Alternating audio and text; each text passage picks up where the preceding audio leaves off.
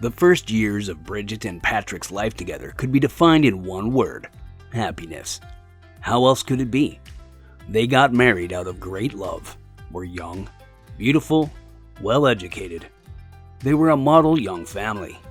For an entire year, they walked around holding hands with shining eyes, pleasing people around them. At the end of the year, the love had not disappeared, but now it was more mature and sincere. At the end of the year, the love had not disappeared, but now it was more mature and sincere. They were no longer glowing because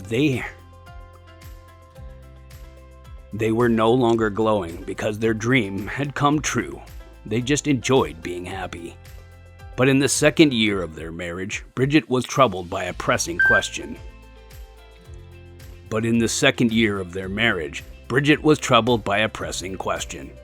Why don't they have children? Everything was going the way it should, but she couldn't get pregnant. The first thing she did was to tell her husband about her worries, but he only said, "Oh, come on, Bridget. I do not see any problem. Pregnancy does not always happen so quickly. I recently read a story about a couple who had been married for 20 years and had stopped thinking about having children. And she suddenly got pregnant, and it was already time for mom to retire." No, Patrick, I don't want it that way, and I don't want to know who you read about, but everything has to be on time. And if both husband and wife are healthy and living well, the pregnancy should happen. I guess I'll have to go to the doctor, the girl concluded. "That's right. You should take care of your health, although I'm sure the doctors will tell you the same," her husband said. And he was right. After the examination, the doctor told Bridget that everything is fine, and the pregnancy could happen any time. The doctor gave several medical recommendations and also said, "The main thing is to avoid stress. At your age, there is simply nothing to worry about.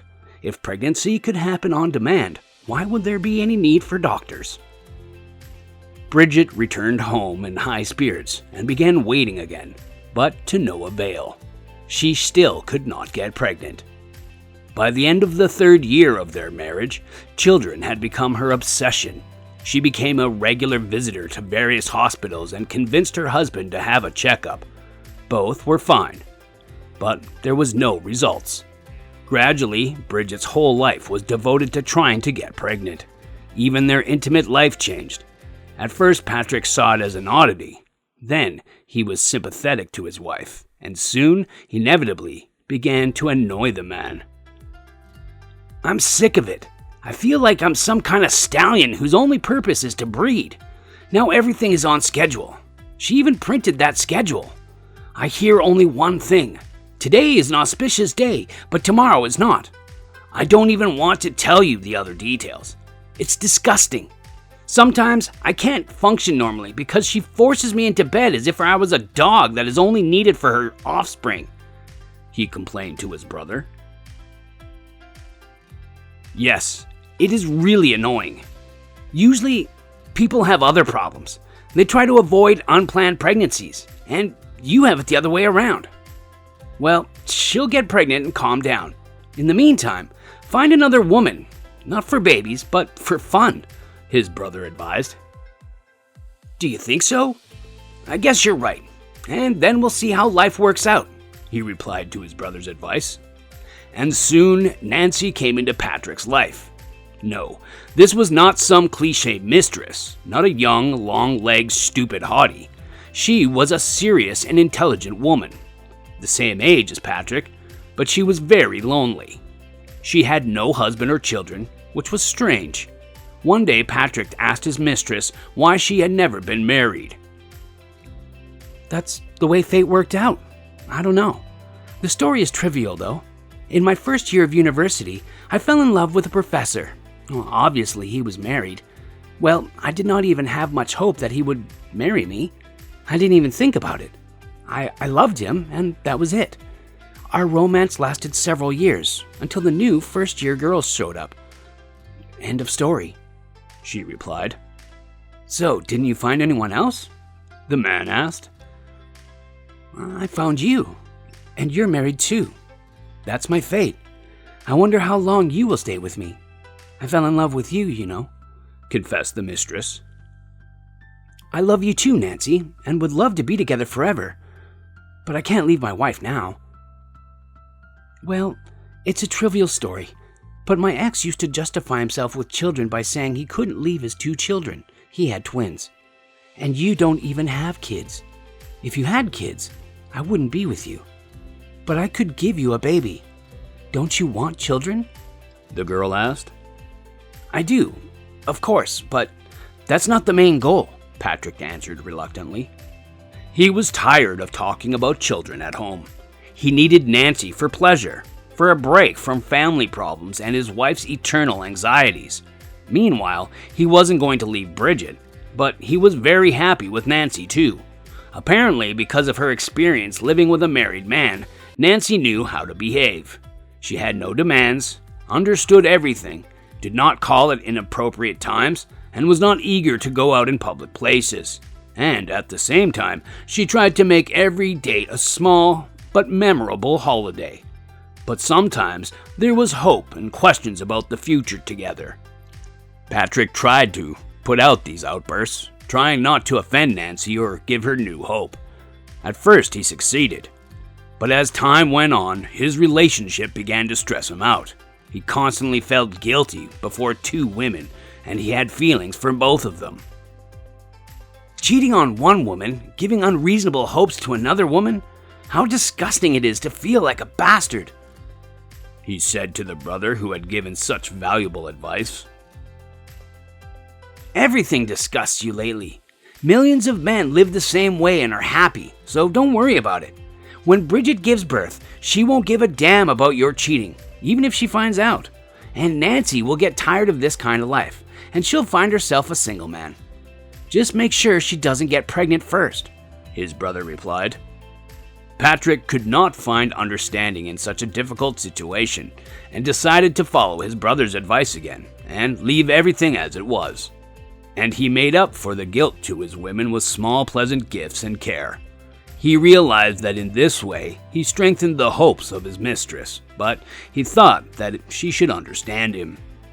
But she understood it in her own way, considering these gifts and caring to be proof that he was serious about their future together. "Darling, I really expect you to make a decisive move. After all, it can't be like that forever. Or do you hope to keep things as they are?" she said sometimes. "What are you talking about? Aren't we happy together without divorces and marriages?" "We are happy, but you know I'm turning 30 soon, a significant milestone for every woman. I want some kind of clarity. And it's time to think about children. If I don't have a baby now, I never will." Damn children again, Patrick thought irritably, and hurried to turn the conversation into a more pleasant direction. "Oh, so your anniversary's coming up. When are we going to celebrate? What do you want for your birthday?" "I don't even dream of you giving me your heart, but I still have hope," Nancy replied. "Okay, I'll think about that," Patrick promised. Nancy brightened up noticeably. She expected a change in her life. A few days later, a friend called her, also asking about her upcoming birthday. "Nancy, your birthday's coming up.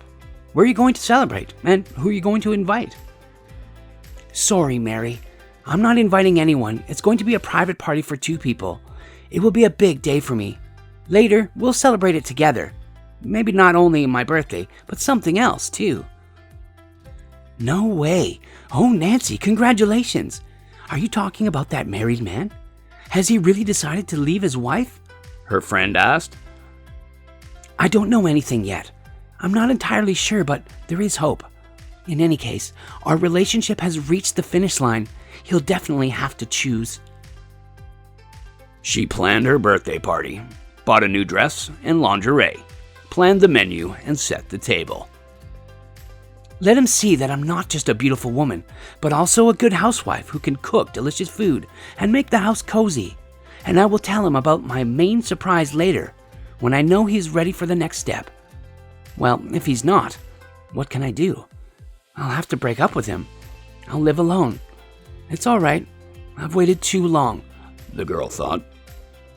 Patrick was getting ready too. He wasn't planning to propose to Nancy or confess to his wife that he was cheating, but he had to give her some meaningful gift. A heart? Okay. So he picked out the Heart of the Ocean necklace at the jewelry store, a replica of the one from the Titanic movie, a big, deep blue heart framed by small, shiny stones.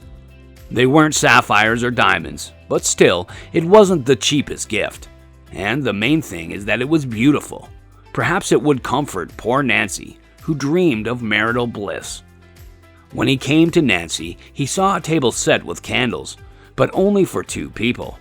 When Patrick handed her a magnificent bouquet, he was slightly surprised. No other guests? The man asked. It was no surprise. He was not the kind of guy a girl would want to introduce to friends and relatives. Still, he was a little afraid of the serious conversation, and so he would have been glad if Nancy had invited someone else. No, just the 2 of us. I don't want to see anyone else. It's my birthday. Congratulations, my love, Patrick said and handed Nancy the box with the main gift. She opened it and gasped with delight. Oh, it's wonderful, Patrick. Honey, thank you. I'll always wear it. Even when you're not wearing anything else? He asked playfully. Absolutely. But for now, sit down at the table. Let's drink to my new life and my happiness. The woman invited Patrick to the table. The dinner was wonderful.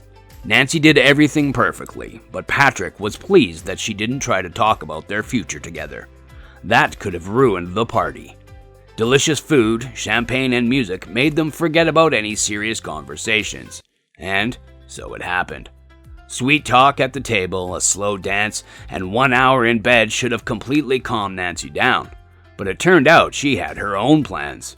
They were lying cuddled together when the woman picked up her beautiful pendant by its chain. She twirled it and said, "The heart of the ocean. But I was hoping I would get your heart." "It's yours forever," Patrick whispered. Forever? Are you going to get up and go home now? The girl asked sadly. Nancy, why ruin such a lovely night? The man tried to evade the question. Do you mean you have nothing to say? Did you talk to your wife? Did you make a decision? Nancy asked in a harsh voice, sitting down on the bed. Patrick sat down too. Well, my love, my sunshine, please try to understand me. I can't do this. We've been together for 7 years. I can't leave her, he spoke pleadingly. And it's the 2nd year you've been fooling me, and you're willing to continue because it's not a big deal to you. When did I ever fool you? He asked and began to dress, realizing that the pleasant part of the evening was over. Well, you're a big girl. You knew everything from the beginning, and I didn't make any promises to you. After all, I'm with you. What else do you want? With me? Nancy clarified and got up too, putting on her robe. Are you going to keep coming to me in your spare time and then go to your lovely barren wife? Stop it, Nancy. Yes, to my wife. The fact that she can't have a baby doesn't make her worse. It just makes her more vulnerable. I can't leave her. It would be too cruel, he replied with anger. Then leave me. Get dressed and go away. It would not be cruel to me, but fair. Honey, please don't, Patrick said plaintively. After all, he didn't want to lose Nancy. I'm sick of it. I don't want these rare secret dates anymore. That's it. Get dressed and leave, the girl said confidently. All right, Nancy. I'll leave now. I hope you think about everything and calm down. I'll call you tomorrow. Don't even try. If you ever come into my life again, I'll tell your wife everything. If you can't make a decision, let her do it. I'm not the only one who has to suffer, his mistress threatened him. Now that was something Patrick was seriously afraid of. If Bridget finds out about it, it will be no way out of this drama. Calm down, honey. I'll do whatever you want. I won't call, but I'll look forward to hearing from you, all right? Said Patrick hopefully. Perhaps Nancy was tired of this conversation and said nothing. Patrick glanced at the pendant gleaming on her chest and said with a smile, "It really suits you.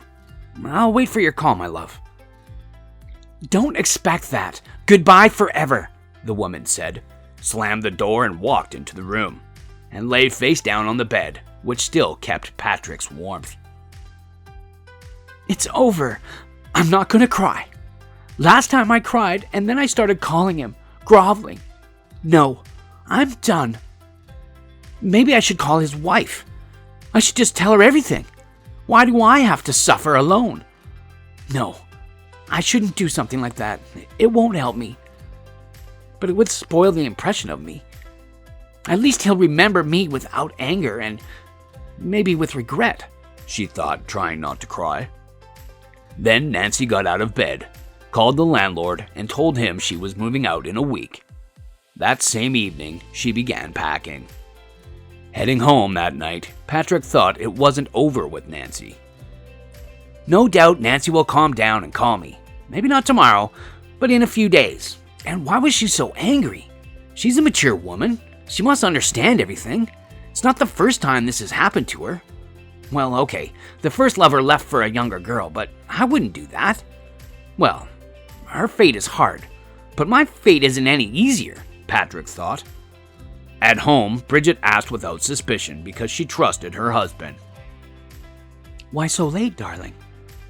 It's Mr. Connolly's anniversary. I told you, I had to come and congratulate him." "Did you drink?" the wife asked. "Just a shot. I'm not drunk." "You shouldn't drink today. It's an auspicious day." "Oh, God," Patrick thought and replied. "Come on. There will be many more auspicious days." "Not many, but I feel like our dream is about to come true," his wife said with a smile. "But you don't look cheerful. I mean, you were at the party. Is everything all right?" "Mr. Connolly turned 60. Obviously there was no dancing." The man lied, thinking about something else. Patrick's dream was a call from Nancy. He didn't call himself, thinking that he was keeping his promise and giving the woman a chance to calm down and think things over. But what he really feared was that if he called her, Nancy would find a way to tell Bridget everything as she had promised. He had no idea how it would end. But Nancy didn't call for a day, 2 days, a week. Patrick didn't expect he would miss her so much. Besides, he didn't expect Nancy to leave him so easily. Eventually, he couldn't stand it and decided to call her first. But the phone was off. He drove up to Nancy's house, waiting to see her. No, the woman was not there, and there was no light in the windows. One evening, when he drove to her house, he saw the lights were on, so he decided to ring the doorbell. And some stranger opened the door and said, "There's no Nancy here. We rented this place last week. I have no idea who lived here before." "Oh, so she even moved out. But if she thought I was going to look all over the city for her, I'm not going to do that," Patrick thought angrily. He didn't try to find Nancy, though it wasn't easy to forget her.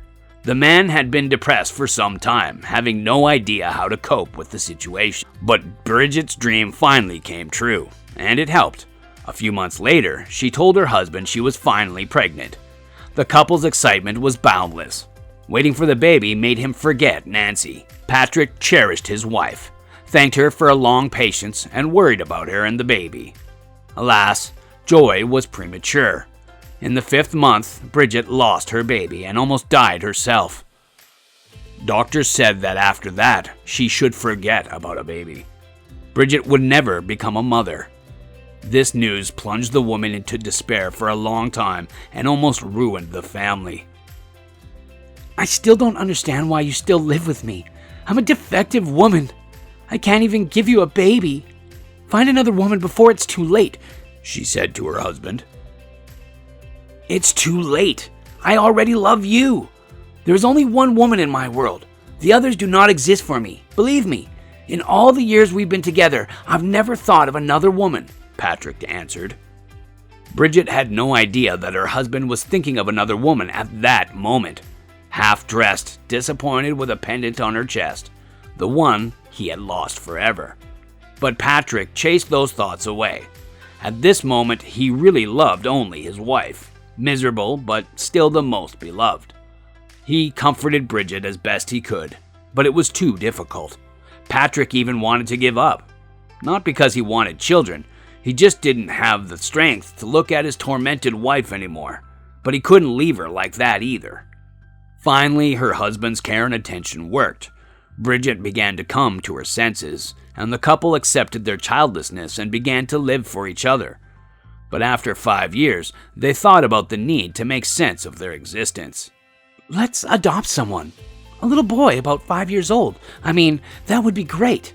We have everything, and everything is great. But no kids. I wish we had someone to call us Mom and Dad, Bridget suggested. Patrick couldn't accept the idea seriously right away.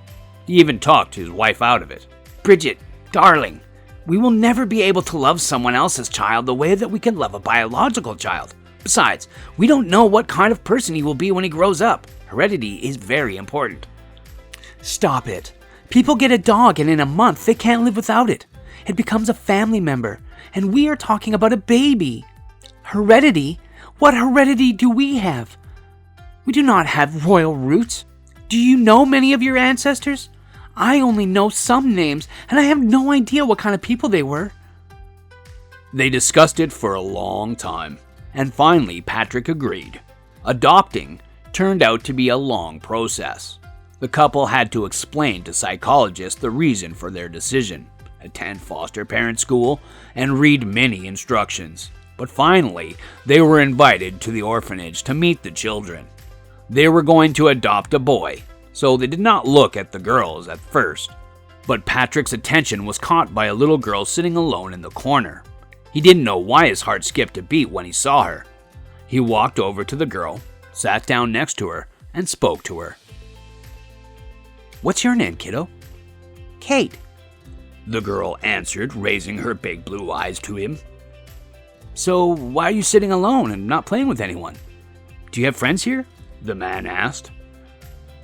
I don't fight with anyone, but when we play together, I get sad. They talk about their families and I have no one, replied the little girl sadly. But the other ones don't have anyone either since they live here, Patrick replied. No, but they had parents before. They remember them. Neil had a daddy who drove a car, and Kristen still has a mom. She even visited her. But that was a long time ago. Lizzie and Max are brother and sister, and their grandmother comes to see them on the weekends. And I don't have anyone, the girl said regretfully. Bridget walked up to them, interested in this conversation. As the couple walked out, she said, Sweet girl, but I thought we were going to adopt a boy. No, Bridget, we'll adopt this girl or no one. It was the first time that he had spoken to his wife so firmly and bossily. Whatever you say, honey. I don't mind. I like this girl too. She's pretty and smart.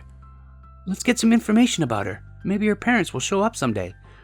That's my greatest fear. It turned out that Kate really had no one. Her mother died in childbirth. Her father is unknown, and there are no other relatives. They initiated the adoption process. However, it took 8 months to take Kate home. By this time, they considered Kate as a family member. They often visited the girl, gave her gifts, went for walks with her, and at the same time, they prepared a room for her in the house. And finally, Kate entered her new home with her parents. Will we always live here like a real family? The girl asked, not believing her happiness. Well, we are a real family, aren't we? Daddy Patrick replied. Finally, we're together, Mom Bridget responded, and taking her daughter's hand, began to twirl in a dance with her. The happy family began to live together. Day by day, the parents loved their daughter more and more, discovering new and even more wonderful traits in her. You're astute, Patrick. You were the one who first noticed Kate. I was looking at the boys. I didn't even want to think that we could adopt someone else. It's like she's our biological daughter. I even think she looks like you, his wife added cheerfully. You know, I looked at her because I saw you in her. She was sitting alone in the corner, just like you were sitting at the window in hard times, sad and lonely. I mean, she looked just like you. And now too, when she's cheerful or interested in something, I love you so much, my dear girls.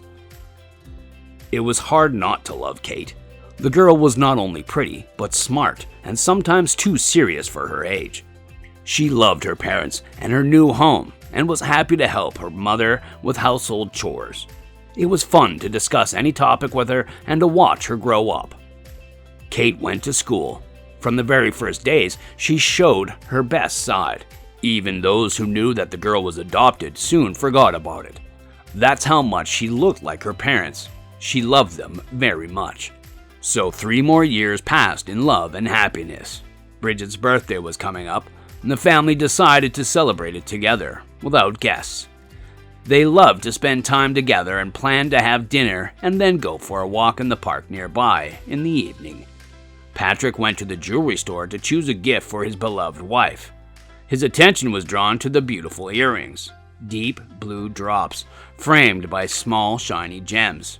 This jewelry suddenly reminded him of a pendant that he had once given to another woman. I wonder how Nancy's doing. I haven't seen her in years. Probably she got married, living happily. At least I hope so. Did she throw away my pendant? Those earrings would look perfect with that pendant, the man thought. He bought his wife the earrings. She would be happy for sure. On his way home, he bought a big, beautiful bouquet. A cheerful Kate opened the door. Daddy, come to the table. Mom and I already have set the table. She made a beautiful cake, and I helped her. I made a salad and decorated it myself. Look at it, the girl said. Will you show me what you're going to give her? But no, don't. We'll look at it together later. Patrick walked into the room where his wife was fixing something on the table. Just a minute. Everything's almost ready. She turned around, took the bouquet, and held it to her chest. Oh, it's beautiful. Thank you, dear. Kate, bring the vase, please. Happy birthday, my love. There is no one more beautiful than you today. And here's a gift for you. I hope you like it. He gave her the box, and she opened it and gasped. It's wonderful. Kate ran up with the vase and said, Show it to me too. No way. Mom, how did Dad know you needed earrings like that? He and I gave you the jewelry with the same blue stones. Look, Daddy. Only now Patrick noticed a pendant on Bridget's chest. The same one as he had given to Nancy years ago. It couldn't have been a coincidence. He shivered in fever. He could barely hear what his wife and daughter were saying. Something about the pendant. It was a gift from Kate. Over dinner, Patrick calmed down a bit. Well, yes, the pendant is very similar. Probably the same as the one I gave my mistress. But it was custom made. But after a famous movie, this type of jewelry was very popular. Except, where could Kate have gotten such a pendant? It's not that cheap, the man thought. He didn't want to ask about it at the table. He decided to postpone these conversations for later. He barely waited until dinner was over. Only when he put Kate to bed, he asked where a child could get such an expensive pendant. Good thing you didn't ask about it in front of Kate. It was her mother's pendant. She died. Good thing you didn't ask about it in front of Kate. It was her mother's pendant. She died in childbirth. She was wearing this jewelry, and they kept it. And when we took the girl home, they gave it to her. After all, it was the last memory of our girl's biological mother. And so she kept it all these years. And today, she decided to give it to me. So sweet. It's as if she's finally accepted me as her mother. And indeed, it looks great with these earrings. Thank you, my love. Who was her mother? Do you know anything about her? The husband asked. No, people at the orphanage said she was a good, decent single woman. It must be true since she gave us such a beautiful girl. They showed me the birth certificate. Her name was Nancy. I don't remember the last name. It doesn't matter. Why are you getting so nervous? Bridget asked, confused. Patrick covered his face with his hands. Nancy? He matched the dates and got dizzy. So that's why my heart raced when I saw Kate. Nancy's her mother. And I'm the father. Nancy's dead. But why didn't she say anything about pregnancy? The man thought. Honey, are you okay? The wife wondered. Well, yes, the story is sad, even tragic. But it ended well for us, and for Kate too. Please stop. You're scaring me. I'm sorry, Bridget. I'm sorry. The story is really too complicated. Do you still have any papers from the orphanage? No, they didn't give them to me because we adopted Kate. She's our daughter now. Yes, sure, she's our daughter. I'm sorry this story made me feel uneasy. It's just really sad. Okay, now let's go to bed. He decided that he had to find out the truth, but he didn't have to tell his wife. He had to find out the truth first. It was possible that some terrible coincidence had happened, something that only happens in soap operas. Nonsense. Nancy's still alive. She wasn't pregnant. Kate is not my daughter. But tomorrow, I will have to go to that orphanage and find out everything, he decided. In the morning, Patrick called the office and took the day off, and went to the orphanage to find out something about the girl's biological mother. Yes, Nancy was the girl's mother. Kate was conceived around the time that their affair was coming to an end, but it was obvious to Patrick that he was the father of Nancy's daughter. To dispel any doubts, he decided to take a DNA test. Finding out how to do that without attracting anyone's attention, the man got the answer he already knew. What should he do now? He had to tell Kate somehow that she was his biological daughter. Maybe not now, a little later, when she's older. What about Bridget? Should I tell her now or later? And if she does find out, how will she take it? I mean, we're family. Kate needs to know she's living with her biological father. And Bridget has a right to know the truth too. Yeah, she won't be happy about it, but it shouldn't be a big deal after all these years. Besides, now we have a daughter because of that very adultery. I must confess and beg forgiveness and tell her everything, the man decided. He made his mind up, but how could he tell his wife? He postponed this conversation many times, but one day he couldn't stand it. When he and Bridget were home alone, Patrick asked his wife to sit down and put in front of her the results of the DNA test. Bridget, it took me a long time to confess, but I can't hide it anymore. I hope you'll understand. It's like a miracle. I couldn't believe it myself, the man began the conversation. What happened? Just tell me. Have you decided to leave me and Kate? His wife asked, frightened. Oh, God, no. How can I leave you? Are you crazy? That's not what this was about. It just so happens that Kate is my biological daughter, Patrick said confidently. What do you mean? Then who's her mother, and why?